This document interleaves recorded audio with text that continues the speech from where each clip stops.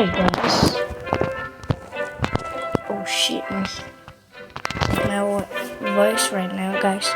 Today we're playing some Grow Garden. This is my garden. I know it's really bad. So I'm going to my AS account so I can beg from now, okay? I'm just waiting a little. Or my bed like a garden.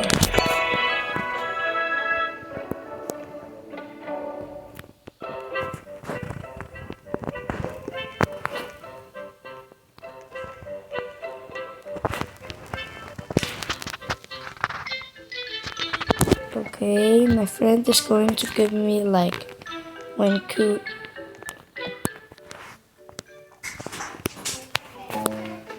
Den her video. Velkommen til den her video. Vi spiller Zealand The Brainwash. Ja.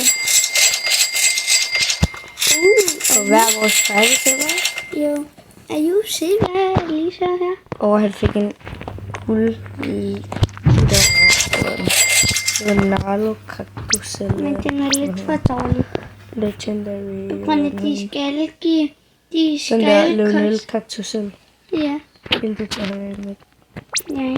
Lege nogle kaktus. Men jeg skal have nogen, der koster 1 mil. Jeg sælger noget. Eller jo.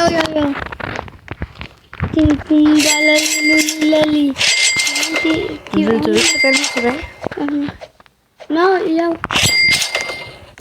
Kan du tage en? Tralalelo tralala. What? Nej, Mike. Nej. Tralalelo tralala. Det er min. Hvorfor? Bro, insane look. Nej, jeg kommer ikke til det her. Okay, så får du ikke den der tilbage. Hvorfor nu? Den her. Jo. Og så join dog. Jeg giver ikke at join, det skal være dig. Nej. Jo.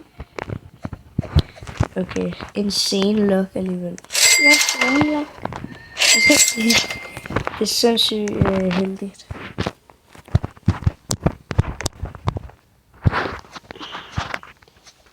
Så er det lige præcis, der jeg har fået den. Og en rainbow tung, så hører. Og Den vi har er ikke engang købt ude. lok. Har vi Adam? Nej. Jo, du har. Nej, jeg har. Prøv at kigge, jeg har ikke lok. Nå. Ej, hvorfor skulle jeg have givet dig så mange Robux? Ej, du kunne... Det var kun så mange, jeg havde. Var det ikke 2.500, du havde? Hvad Jeg har havde du? 1.500. Men jeg kan stadig få flere. Altså Robux? Ja, Hvor mange flere? cirka 100. 100 Robux mere? Ja. Jeg havde 2.000. Jeg skulle bare have taget i din. Så kunne jeg købe lokket. Direkte lok.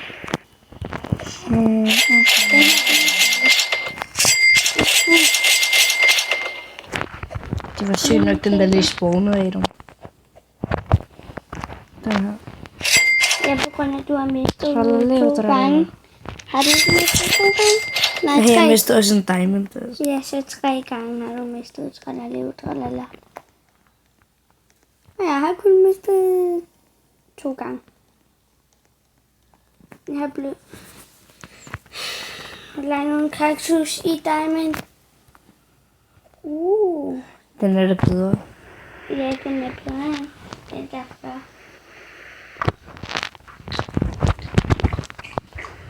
Yes.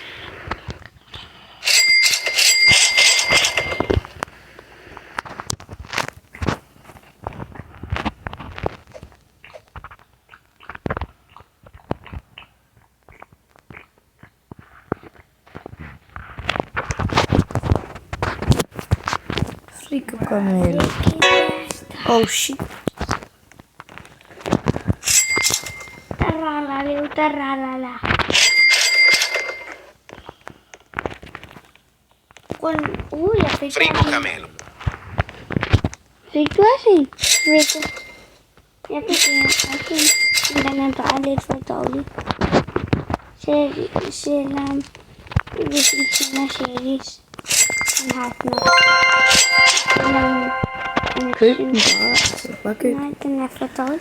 Du kan da ikke bruge den, altså. Jeg skal have mange penge.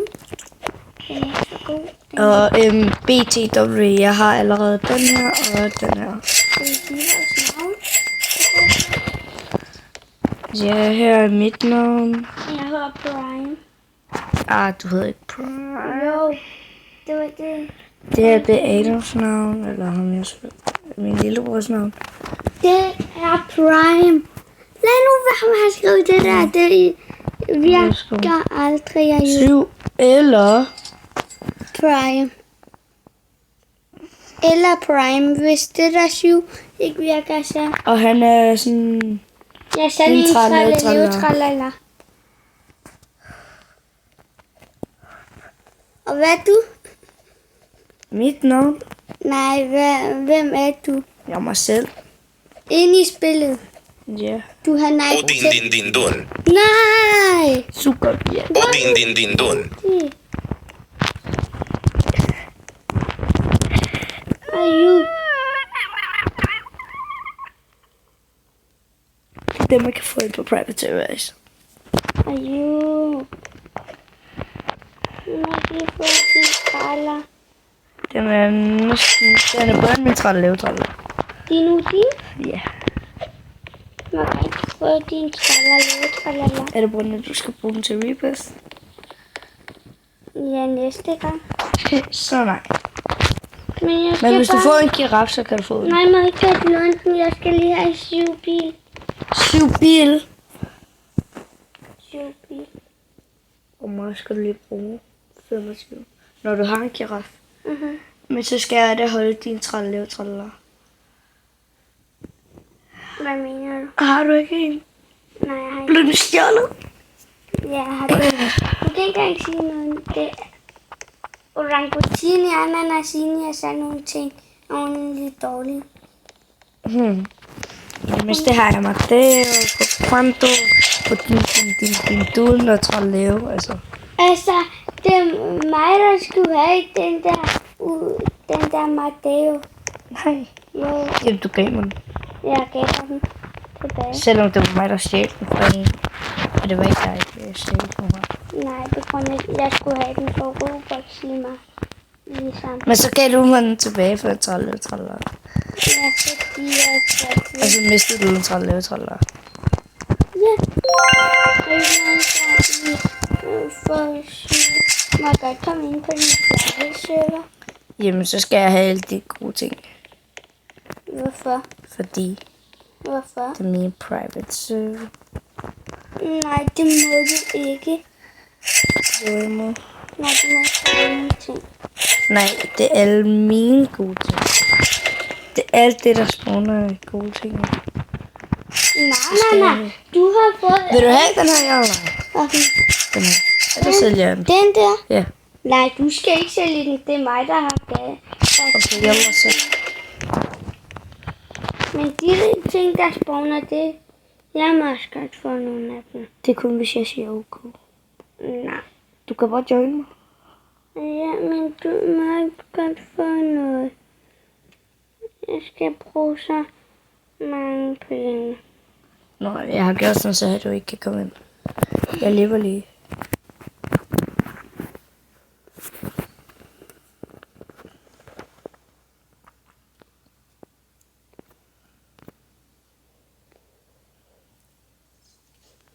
Ayub, hvad er det her?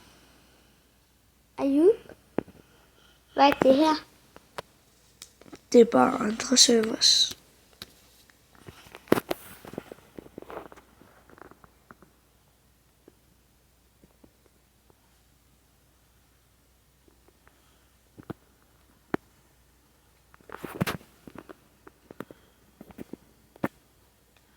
Bare join den nu.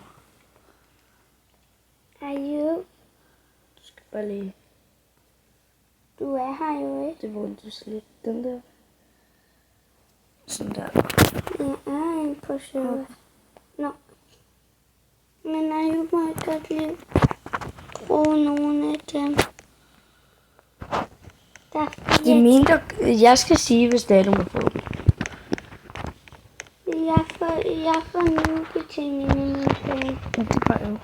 Det er sikkert, på grund af, du joiner, så kommer der ikke så lidt gode ting med. Ballerina cappuccina. Bini Bitonini, det er den bedste i hele spillet, okay? Nej, det er den Det dårligste. er den bedste. Den giver kun 25 kroner. Nej, den giver 1. Jeg har min base åben. Okay, jeg sælger lige alle mine batterier. Jeg åbner lige min base og vælger. Du har joiner på... Nej, jeg lader den bare være.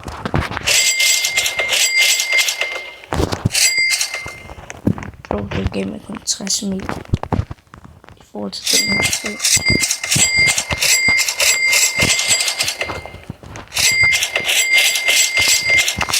Oh, din. Ej, nu.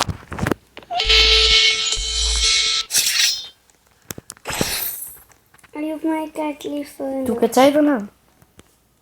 Den har lige her. Nej, den er Du dårlig. kan også tage den der...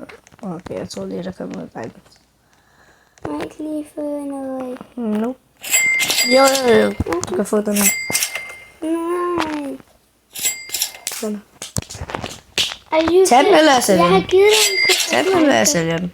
Du sælger den ikke. Nej, godt så. Så tag den. Men den er så dårlig.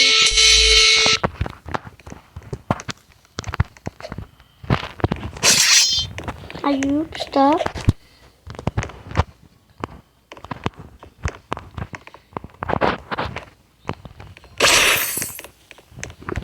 Bro, look at that dude. Brr, patapim, tralla. Brr, patapim. Din, du. Get out.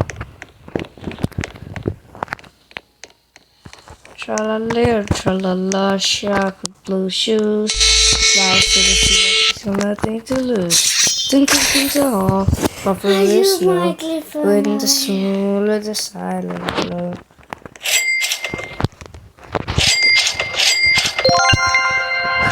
Jeg har det mindste åbent for. Ja, men tag dig sammen og ikke sige noget. Må jeg ikke lige få noget? Bare lige hurtigt. Nope. Du kan få en Frico Camello. Nej, de er lidt Eller en Bombertine Krokodille. dårlige. Eller lidt for dårlige. Du tror på det, hả? Ui. Du har også købt det der svær, eller hvad? Det er sindssygt.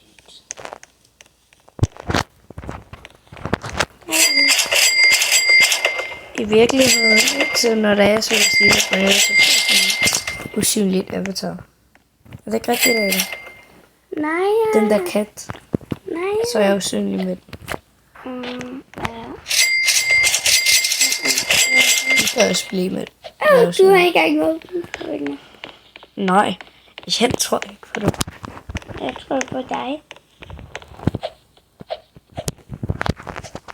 Bini Bitonini. Gør du mig? Så hvad peber er du? Nej, Den lige går forbi mig. den er her ikke. Den er der. Du må kigge. Den er gået. Den er gået. For 2.000. Fordi den kostede... Ej, jeg lavede bare sjov, ikke? Ja, Men det er min, hvis det er, den kommer. okay, så skal jeg få din. Nej, du kan få min konkurrent. Det var mig, Okay, der fint, du gav vil det. have kigget ud af den her server. Nej. I got så.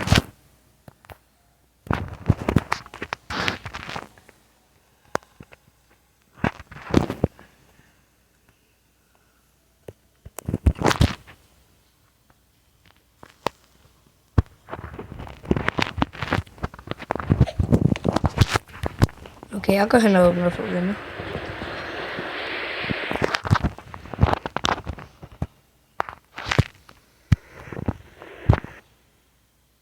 Hvad gør den her? Hvordan kan jeg komme ind? Jeg åbner for Valentin. Er det Chimpazzini banan? Jeg kan ikke bruge den til noget. Jo, Men den her kan jeg bruge. Lionel Cactuseli. Den er jo sindssygt dårlig. Vent, hvad har jeg der? Du var op. Adam? Mhm. Var det dig, der lige slog mig? Hvad? Jeg har ikke slået dig. Okay, jeg har masser af plads. Lange kaktus.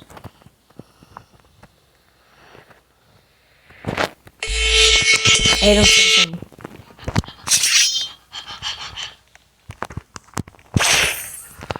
Hvordan kan du ramme der?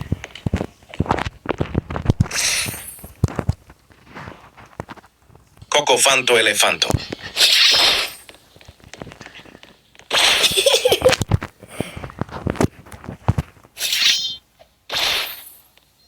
Jeg har åbent for venner. Okay. Ja, jeg er det et andet sted også. Okay, har du? Skal jeg gå ned og kigge? Ja, Skal jeg gå ned og kigge? jeg svæver jeg her. Okay, godt så. Ej. Kom lige hen til mig. Kan man være 2 på et? Vi kan prøve. Kom lige. Bare kør. Ajo. Nej, gå oven på mit hoved. Kan jeg? Jo, gå oven på mit hoved. Kan du godt? Gå oven på mit hoved. Jeg prøver. Dit hoved er alt for... Jeg råber pege gennem dig. Gør du? Sådan der. Oh my god, jeg kan ikke finde ud af glitchen. Det er nok også på grund af... Pion, du kan heller ikke finde at komme på grund af at fylde så meget.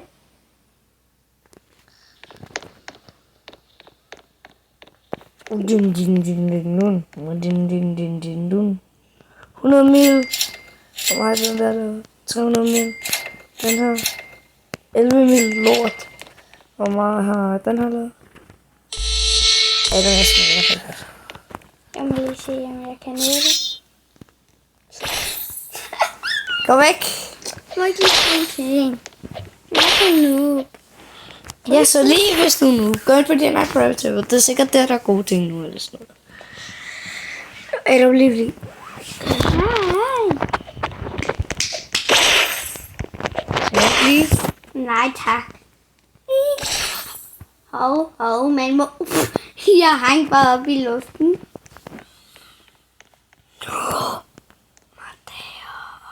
Det er ikke Matteo. Det er ikke Matteo.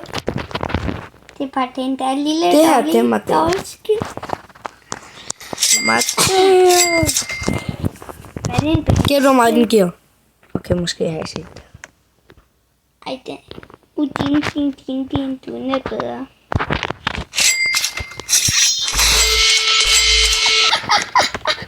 Du er hurtig.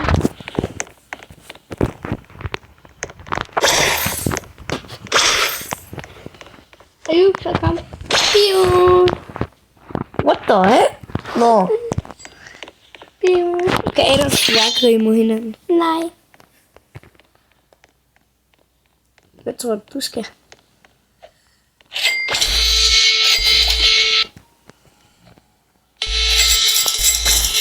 Den giver mig ikke penge, når du gør det der.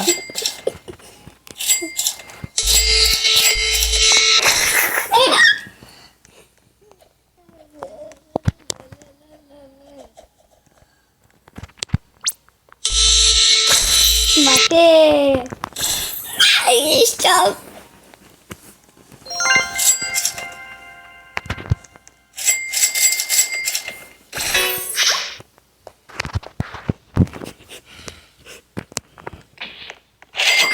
Ej, hvad er det, du laver? Hvem er hvem? Det her det dig. Hvad? Det her det dig. Hvor er du sådan?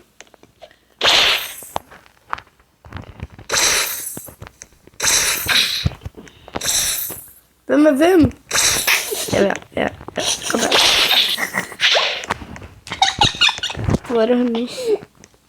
Oh my lord, say lord. Eller vil du have den her ballerina? Nej. Strawberry flamingelli. Han er Det er ordentligt min. dårlig. Det har jeg sagt. Og det var Strawberry flamingelli. Der var der. Strawberry flamingelli. Jeg bruger ikke flere penge på den. Strawberry flamingelli. Det er ikke, hvis det er, at du skal være herinde. Du kan ikke se mig.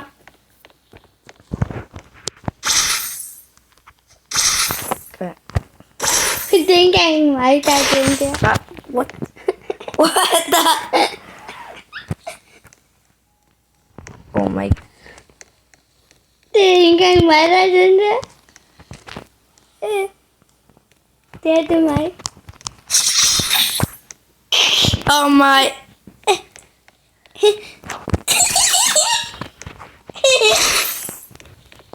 Au, au. Sådan der. Så kan det heller ikke være sværere.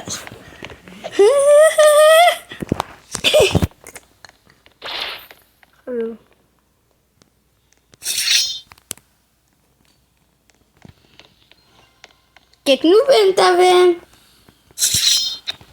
Oh my lordy. Klart på fruta. Hej, er you? Oh shit. Hej. Hej, hej. Kan jeg gå?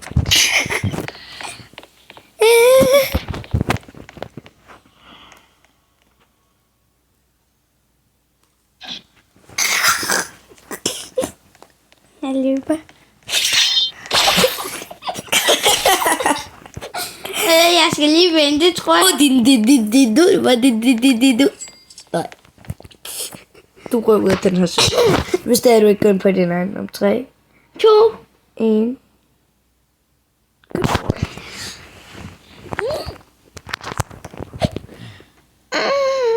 Simba, tini, bananini, Okay, jeg tænker, at vi stopper her, ikke Adam? Med videoen. Målet var seriøst at få flest regards.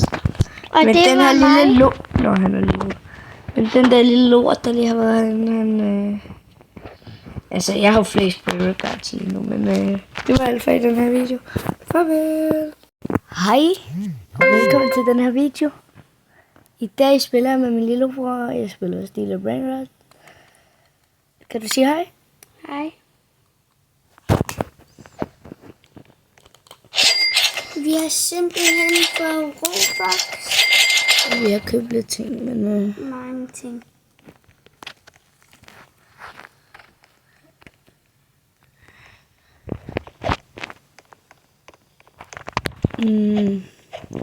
vi sidder inde på min private server lige nu. Adam. Stop med det der. Det var så tæt på. Men du sjæler den ikke, okay? Vi har et flyvetæppe. Okay. Er you Cavallo virtuoso. okay? Okay. Hvor er du irriterende?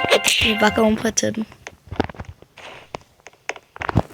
Cocofanto elefanto. Det er min, det er min, det er min, det er min. Nej. Adam. Du har allerede en. Cocofanto elefanto. Jeg har ikke plads. Men må jeg gerne få en, Adam? Ellers sælger jeg din... Den der ting. Adam, tag det sammen. Adam, tag det lige sammen. Jeg åbner min base for at vinde nu.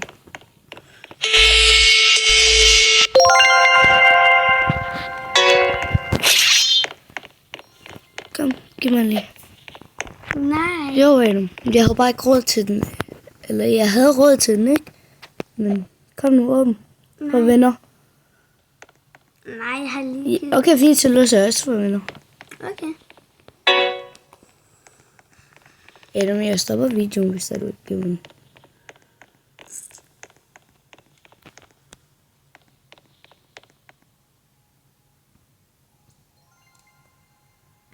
Kom nu. Nej. Fint, jeg stopper